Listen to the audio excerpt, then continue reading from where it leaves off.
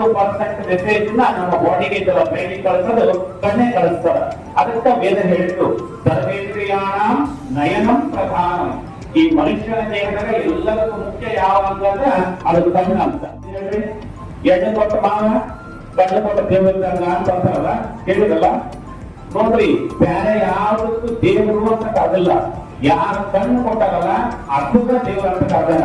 ಇವತ್ತು ನಿಮಗೆ ಯಾರ ದೇವರಾಗಿದ್ದಾರಪ್ಪ ಅಂತಂದ್ರೆ ಇವೆಲ್ಲ ಕುಳಿತಿರುವ ವೈದ್ಯಕೀಯ ವರ್ಗ ಜೊತೆಗೆ ನಮ್ಮ ಲಯನ್ಸ್ ಕ್ಲಬ್ನವರ ಸಹಯೋಗ ನಿಜವಾಗಲೂ ನಿಮಗೆಲ್ಲರಿಗೂ ಇವತ್ತ ದೈವ ಸಮಾನವಾಗಿದೆ. ಅವರು ಈ ಸಹಾಯವನ್ನ ಸಹಕಾರವನ್ನ ಮಾಡಕತ್ತಾರ.